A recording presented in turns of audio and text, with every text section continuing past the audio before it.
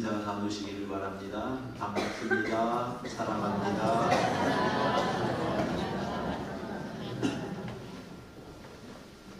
지난주 화요일 대신방을 마치고 교회에 들어왔습니다. 왔는데 전화가 하나 들어왔더군요. 와서 우리 가까운 목사 몇 분이 좀 만나자고 그렇게 연락을 한 겁니다. 그래서 이제 신방을 마치고 있으니까 그분들이 이제 좀 만나고 싶은 모양이다. 그리고 만나러 갔습니다. 만나러 가서 이제 이제 차를 마시고 있는데 밖에서 막 눈이 오는 겁니다. 여러분 지난 18일 날 혹시 눈 오는 거 보신 적이 있습니까? 네. 와, 18일 우리는 1년 가봐야 눈 구경하기도 힘든데 부산에서요. 처음에 제가 부산에 왔을 때는 눈 보고 사진 찍는 사람들 보고 난 저 사람들 왜 저러나 했다니까요. 세상에 눈 처음 보나 그랬는데 진짜 그렇더라고요. 그런데 그게 이제 지난 화요일이었는데 벌써 봄이 되었습니다. 길거리를 가다 보면은 이제 다 말라버린 것 같은 그곳에서 어느새 푸른 싹이 돋아나고요. 어느새 보라색 꽃도 피고 또 이제 어떤 몸무리도 지고 그런 것을 보면서 우리도 모르는 사이에 나도 모르는 사이에 지금 대자연 속에서 무언가 일이 일어나고 있었구나. 자연은 우리가 모르는 사이에 일하고 있었구나 라는 생각을 해보게 됩니다. 신앙도 역시 마찬가지입니다. 내가 가만히 있는 것 같아서 무슨 일이 일어날까라고 생각을 할지 모르지만 선하신 하나님께서는 지금까지도 일하고 계시는 하나님이신 줄로 우리는 믿습니다. 빌립보서 1장 6절에 이런 말씀이 있습니다. 바울 사도가 막 기도를 하면서 너희 안에서 착한 일을 시작하신 이가 그리스도 예수의 날까지 이루실 줄을 나는 확신한다. 여러분, 하나님께서 선한 일을 나에게서 시작하신 겁니다.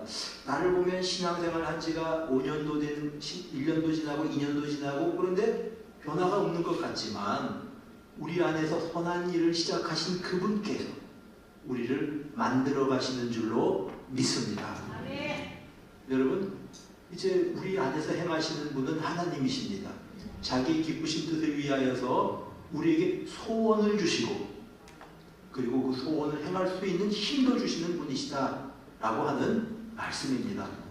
소원을 두고 행하신다는 것이 그런 뜻입니다. 그냥 소원만 두고 이런 꿈을 두고 그 일을 갖다 이루어 주신다는 게 아니고 소원을 주시고 행하게 하신다는 게 그 소원을 이룰 수 있는 힘을 주신다고 하는 그러한 말씀입니다.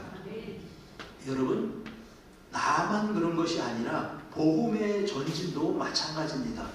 멈추어 서 있는 것 같지만 복음은 확산되어져 가고 있고 또 역사는 멈추어진 것 같지만 역사는 앞으로 점점 더 발전해 나가고 있는 줄을 믿습니다.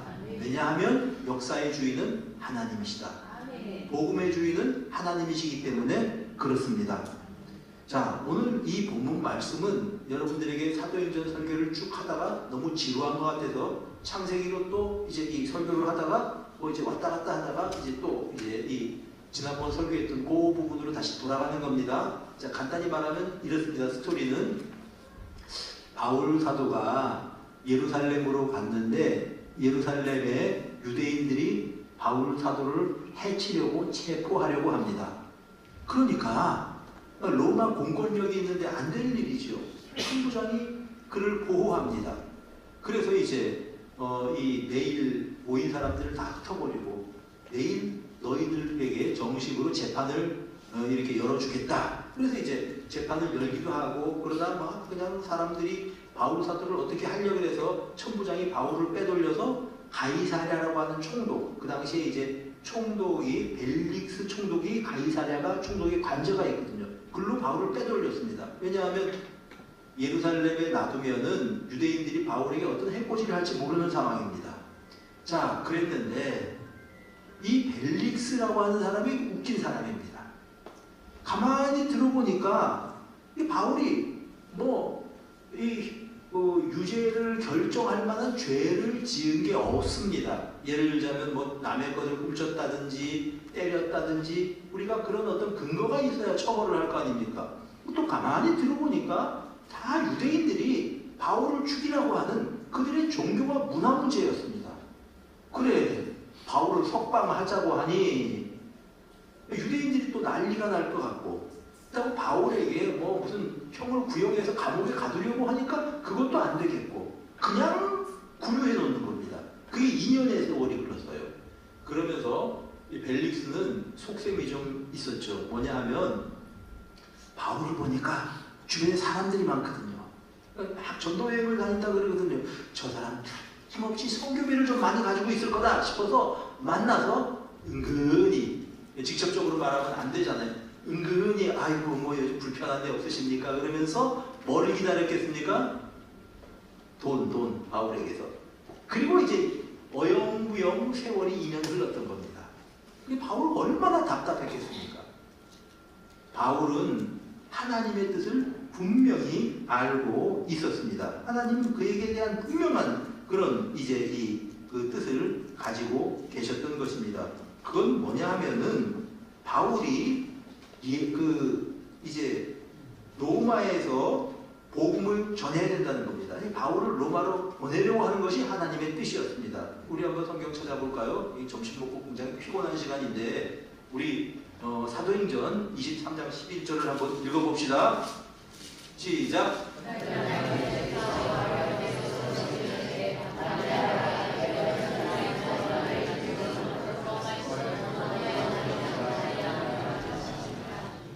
네가 로마에 가야 된다. 거기서 복음을 전해야 된다. 바울아, 하나님의 뜻은 분명한데 로마에 갈 수 있는 길은 열리지 않고 할 일 없이 시간만 흘러서 2년 동안 가이사랴에 구금되어 버린 것입니다.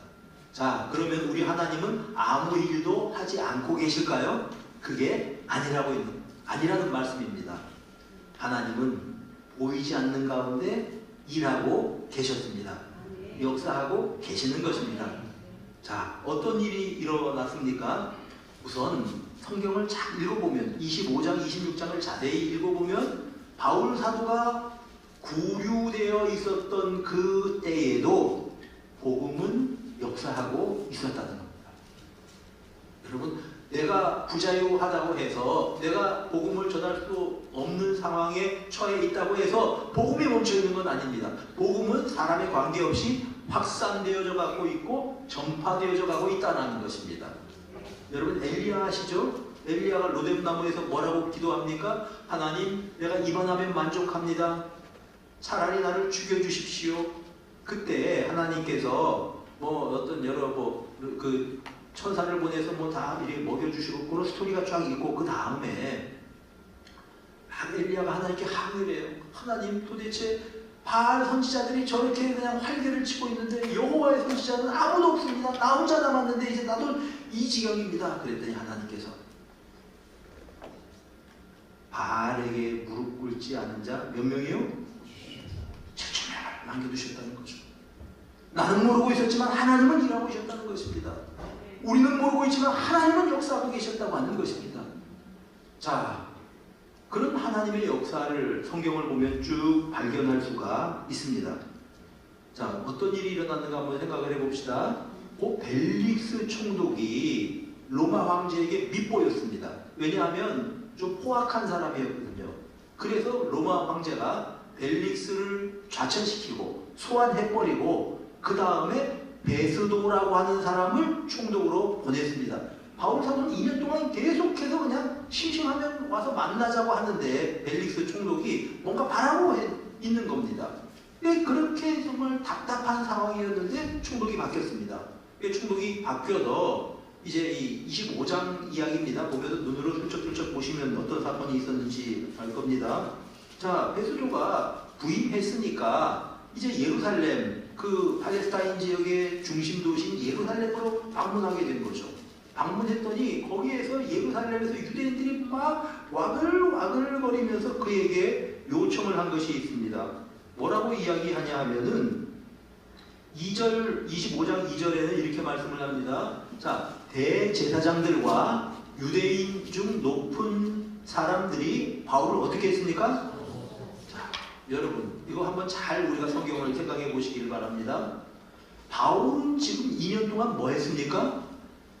군유대에 있었어요. 가이사라에. 그럼 바울이 아무것도 한 일이 없단 말입니다. 그런데 왜 유대인들이 그렇게 바울을 못살게 굴고 없애려고 했을까요? 이게 질문입니다. 왜 그랬을까? 여러분 바울 사도는 갇혀 있었지만 그러나 바울이 전한 복음은 확산되어져 가고 있었던 겁니다.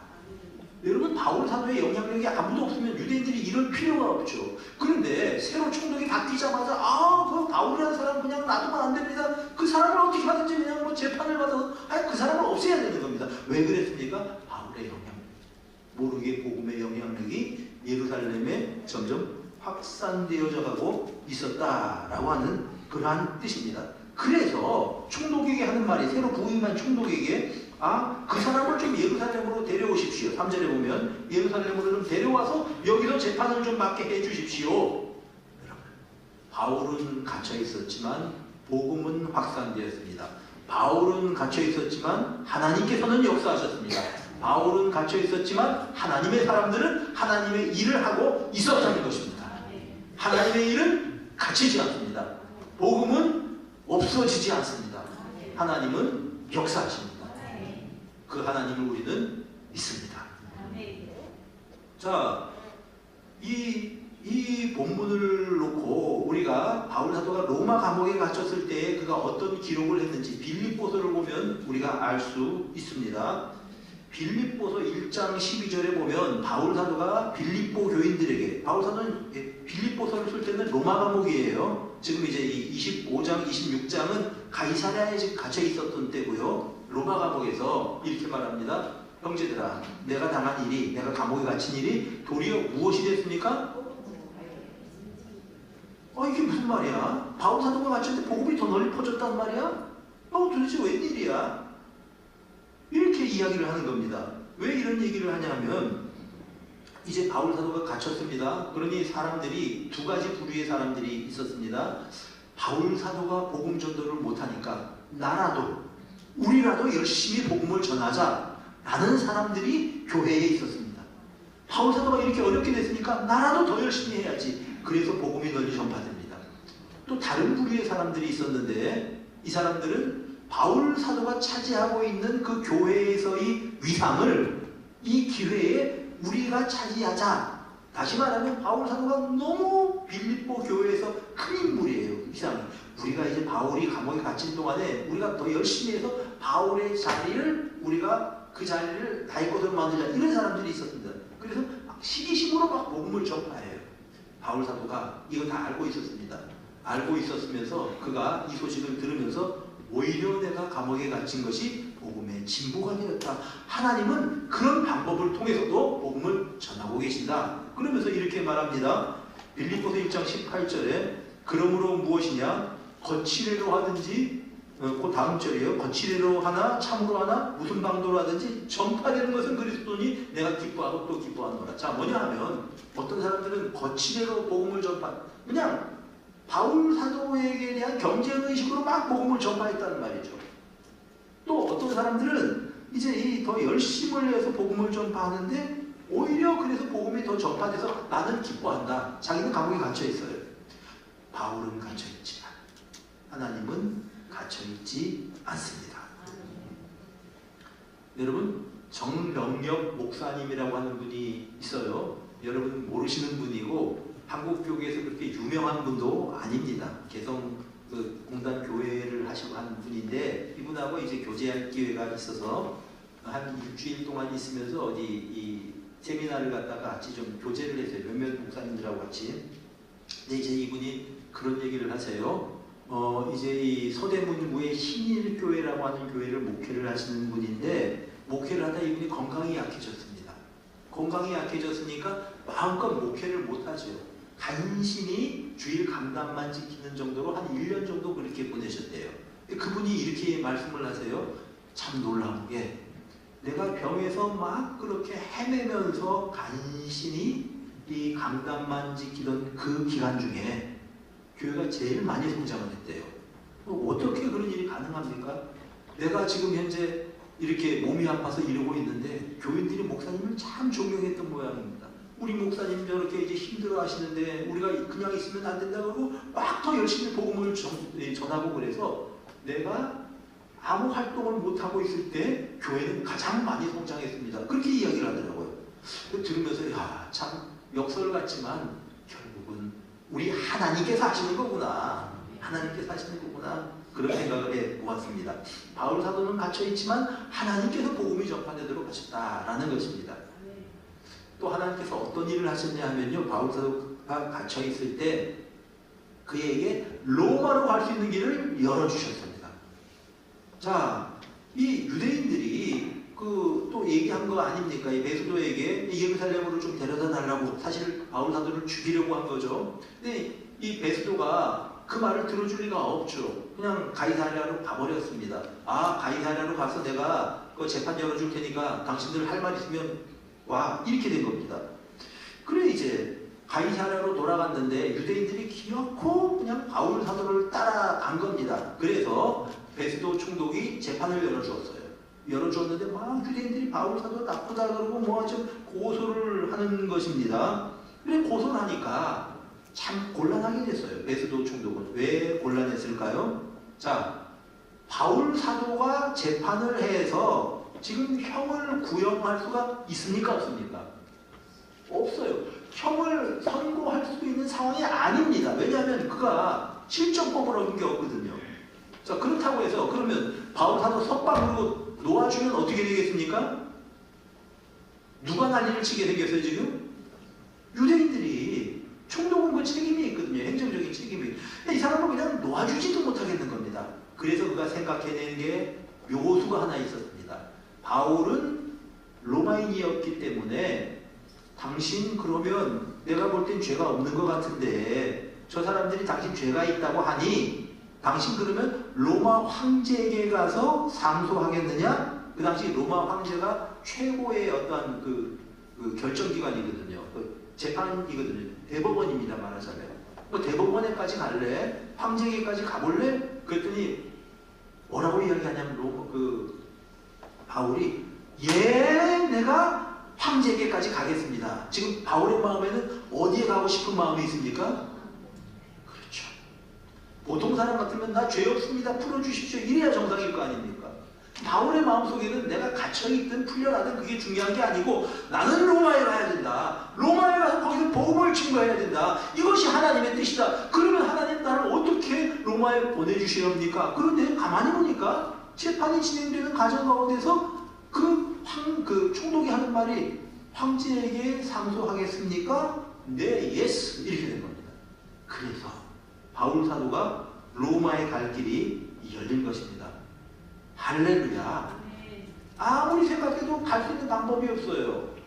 바울 사도는. 그런데 하나님께서는 그 총독을 싹 바꿔버리시고 역사의 주인은 하나님이십니다.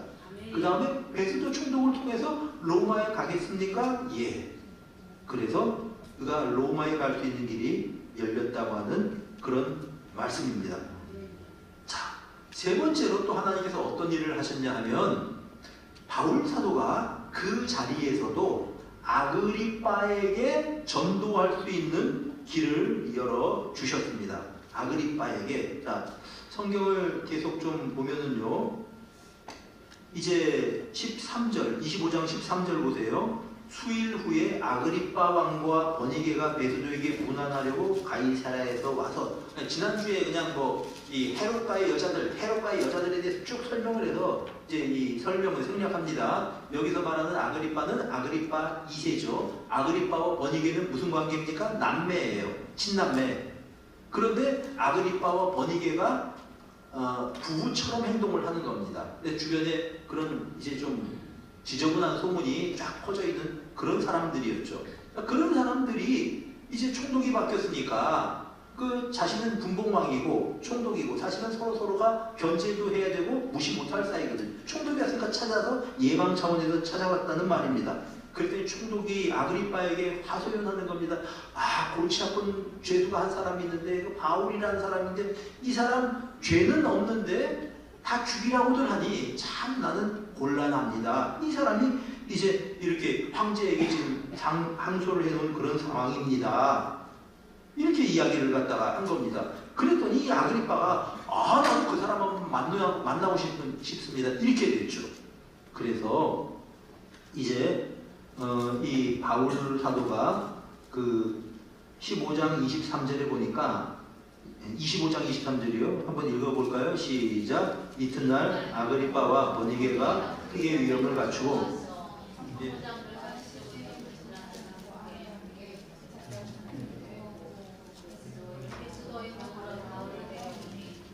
자, 그럼 이제 우리도 만나고 싶습니다. 그랬더니 왕이 총독이 그래요. 우리 한번 바울이라는 죄수를 당신들도 한번 보시오. 이렇게 된 거죠.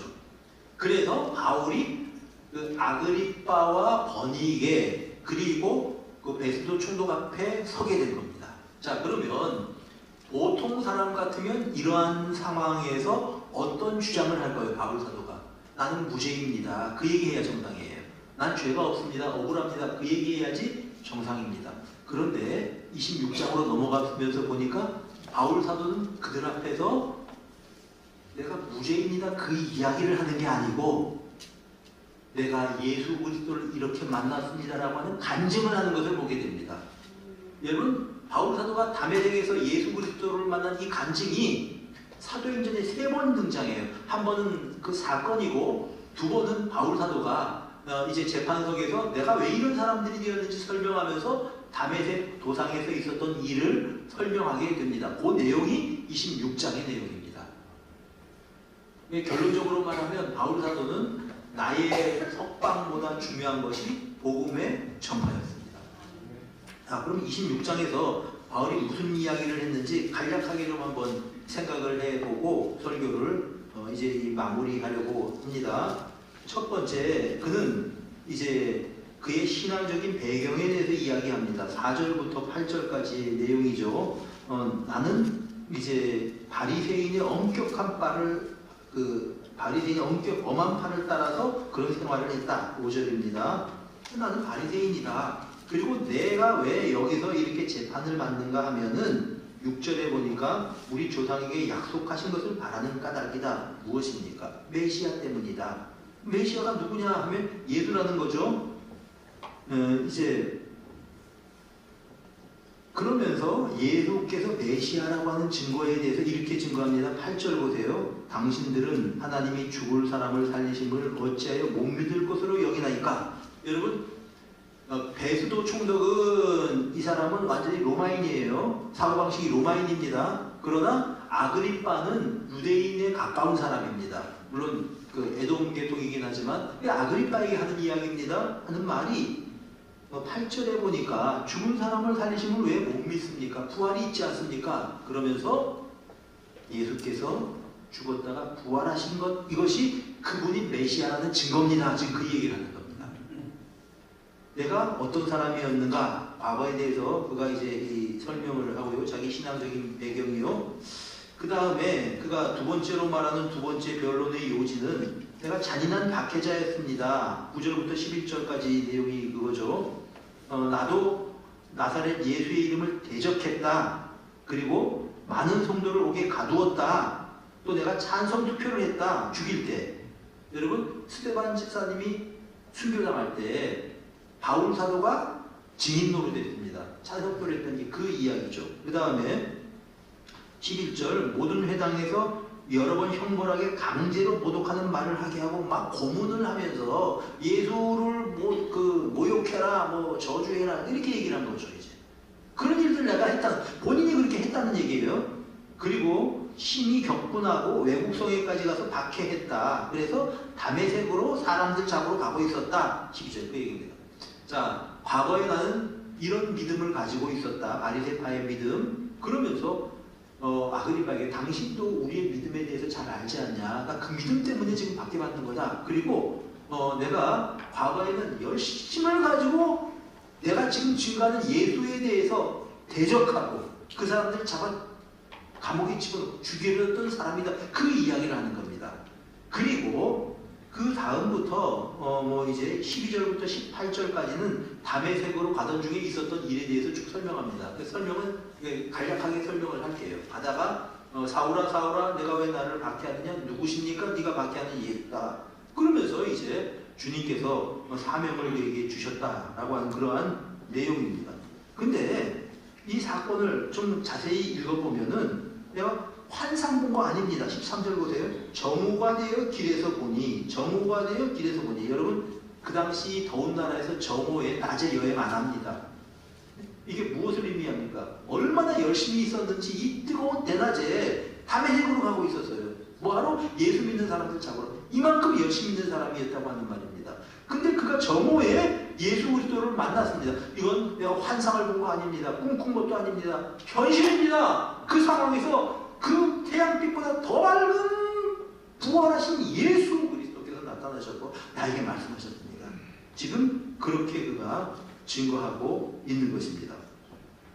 그러면서 그 주님께서 누구십니까? 그랬더니 하는 말이 16절 너의 발로 서라. 내가 나타난 것은 네가 나를 본 일과 장차 내가 네게 나타난 일에 너로 종과 증인을 삼으려 한다. 내가 너에게 나타난 이유는 쉽게 얘기해서 너를 내 증인으로 삼으려고 하는 거다. 이렇게 이제 이야기를 하는 것을 우리가 보게 됩니다.